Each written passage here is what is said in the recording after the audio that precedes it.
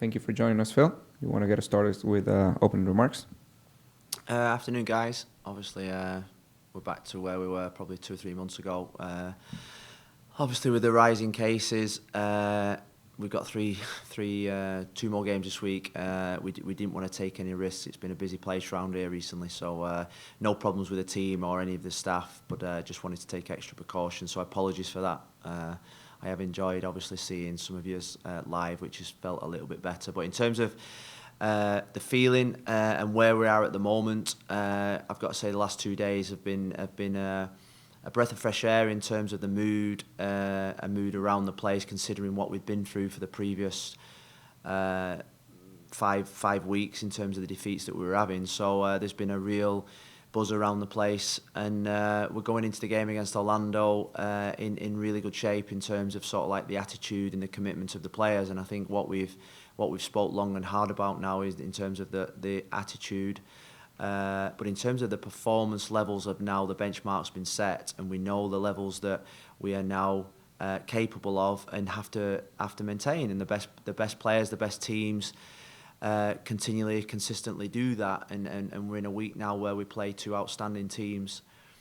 One in Orlando, where we had a great battle with them. It was probably one of our performances that made me really proud in terms of the change of feeling. But we were beaten by one player, I thought, and that was Nani. And that's not being disrespectful to the rest of their players who are really good.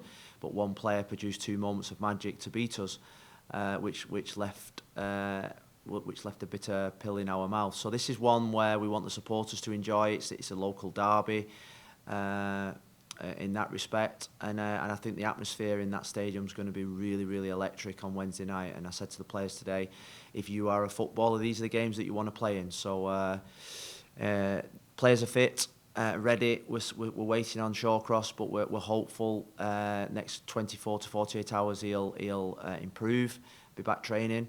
And it's now about recovery and mentally preparing ourselves for what will be a fantastic game on Wednesday night.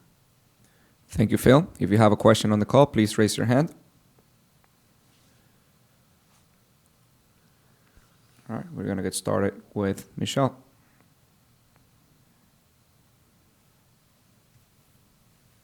Hi, Phil. Hi, Michelle. You had said last week that because there are so many games close together that you probably would not have the same lineup this week that you had on Saturday. But considering that you won the game and that the team seems to be on a bit of a roll, do you stay with the same lineup now, or do you change it a little bit for Wednesday? What do you envision?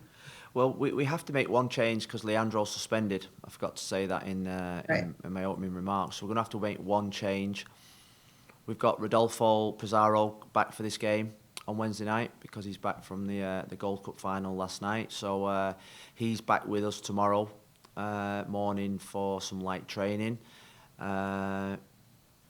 But you're right. I think what we saw in the last 2 games is consistency in team selection has really helped. Consistency of people knowing their jobs has really helped.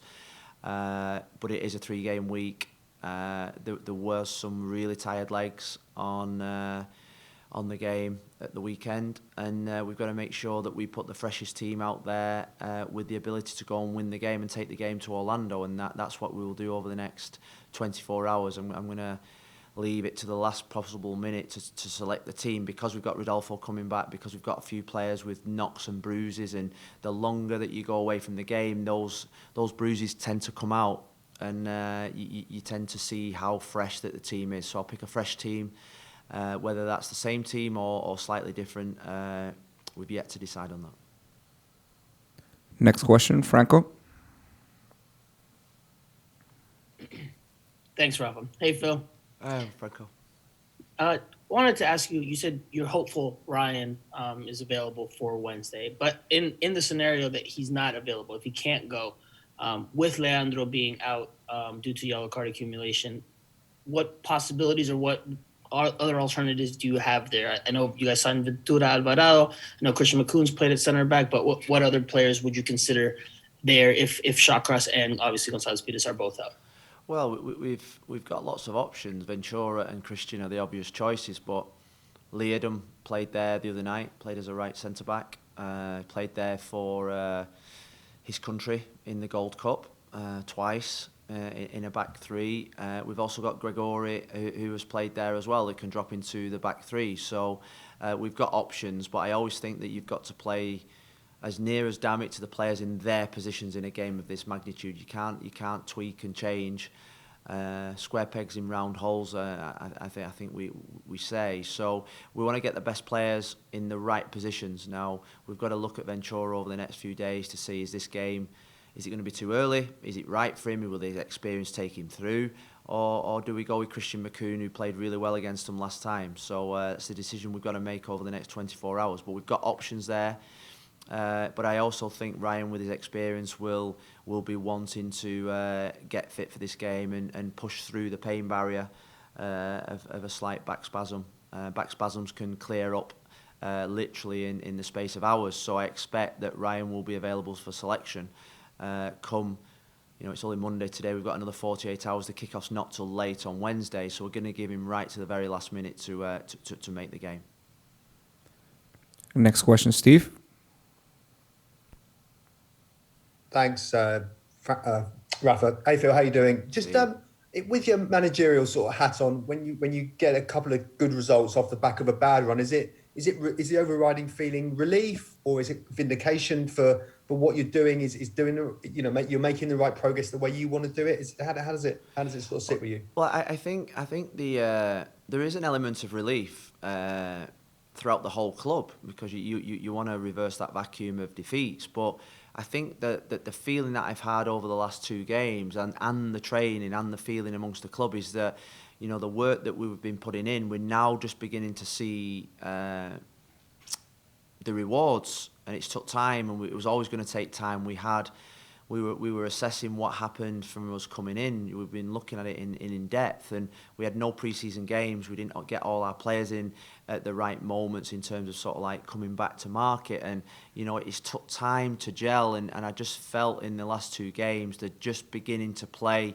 the way that we want them to play in terms of the possession. And obviously, Nick and Kieran coming in was the final piece of the jigsaw, really. And we've had to wait for them because of the visa situation that's happening throughout the world. So we've had to be really patient, but knowing full well, once we get everybody in here and the competition for places hots up, then we will start getting performances. And, with Rodolfo coming back now, we've got an extra bit of layer on the competition.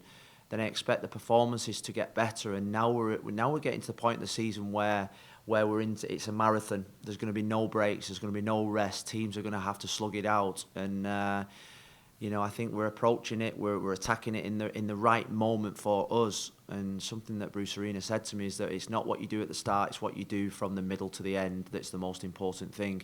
And I hope for us that that's the case. Next question, Jose.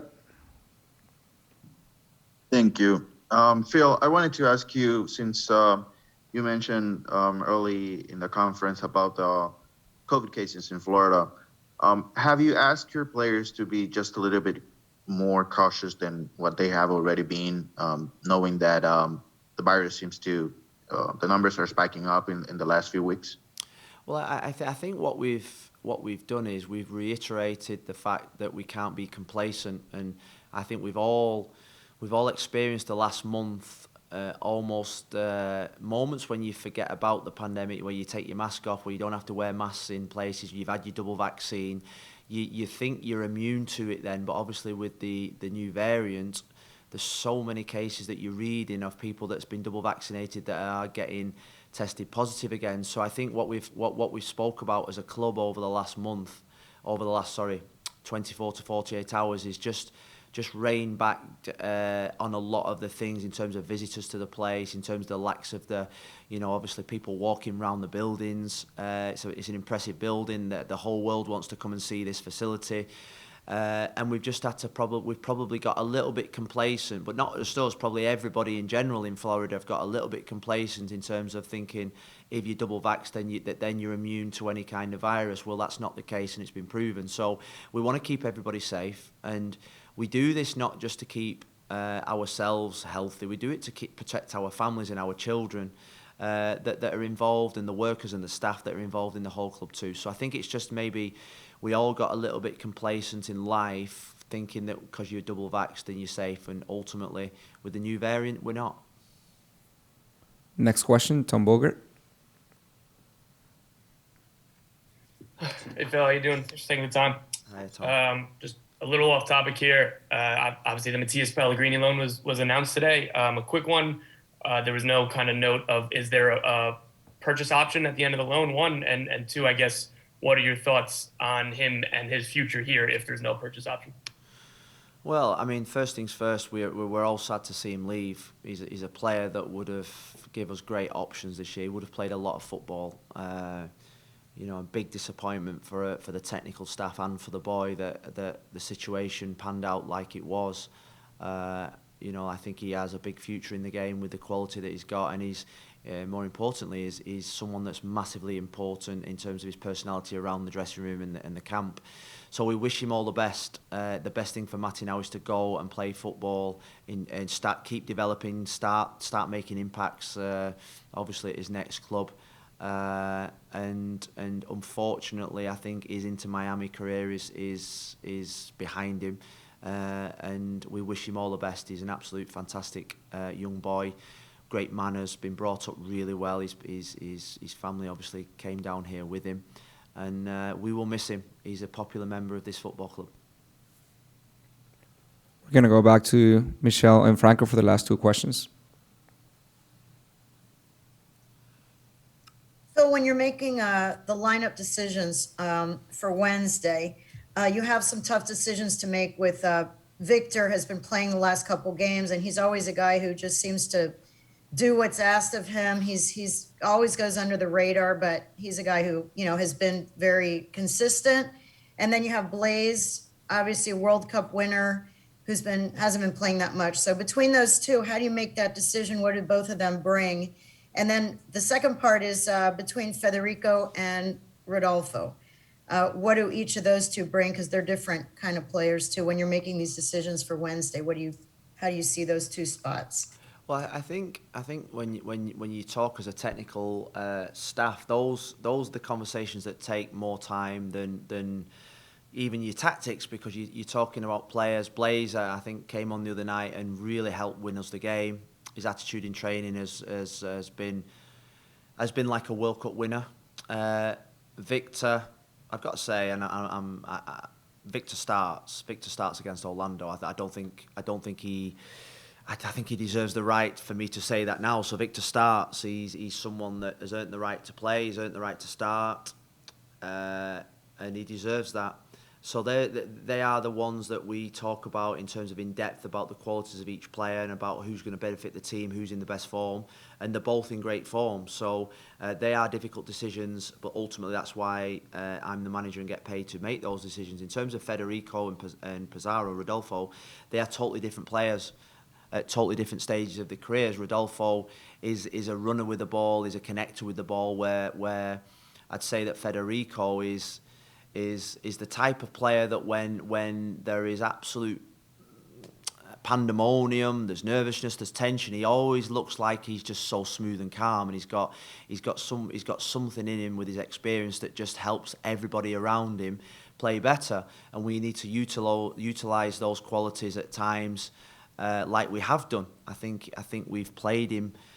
I've got to say we've played him more than I thought I would when I first joined the club. And that's because of his performances.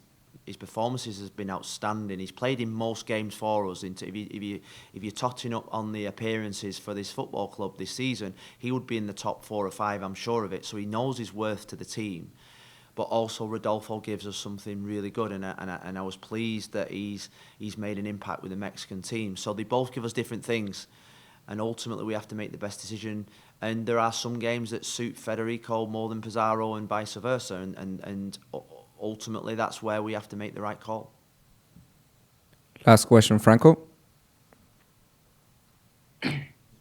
Thanks, Rafa. Phil, just going back on the last two questions, just to get a little more detail, if that's okay. First, with Mati, we weren't able to speak to him this year, so we never really got a sense of what he felt or what he was going through during this obviously challenging stretch of months for him. So what did you perceive from him in training? I know he trained with the first team for much of these last few months, but did you sense, at least initially, there was some frustration with how this played out for him, obviously not through no fault of his own? And the second one on Victor, what have you seen from him during this recent stretch? Because I agree that I think he's done a lot of the little things right, tactically sound, maybe goes under the radar, and then someone that maybe fans don't look at or see on the stat sheet, but has done a very good job for you guys. Well, I think if you think about Victor versus Orlando in the first game, whoever plays next to Victor plays better, and that's the biggest compliment I can pay to Victor, that he makes other players around them play better, feel more comfortable. He plugs holes, he plugs gaps. He's just a fantastic professional. I think he's actually improved. He's improved in terms of his passing range, his technical range, in terms of passing forward. We've encouraged him to be a little bit more braver in terms of his passing range. I think he can make the diagonal, he can make the pass forward, and not take the safe option. So I think he's been outstanding. So he makes players around him better, and that's a sign of a really good player. In terms of Matty, I think because of his lack of experience, because he's in a country where he doesn't speak the language, because of his age, I think he found it all. I don't think he understood the situation at all, and I still think today he doesn't understand the situation of why this has happened and how it's transpired, and ultimately it's through no fault of his own, and that's why we all feel so sorry for him, because he's a fantastic boy who probably doesn't understand what's happening to him, and all he wanted to do was pull on the shirt for Inter Miami. Even to the last day, he was trying to find ways of playing for us. We were trying to find ways of him playing for us, and ultimately, there was no way. There was no way the league would let us any way that we wanted to. The boy wanted to rip up his contract. The boy wanted to start again. The boy wanted to totally give everything up just to start again, to play for this football club. That was his commitment to us, and we wish him all the best. That's why we've done everything in our power to try and help him, to train him hard, to keep him a part of the club. But ultimately, the rules are the rules, and we've had to abide by them. But what a fantastic young boy. Thank you, Phil. Thanks, guys. See you soon.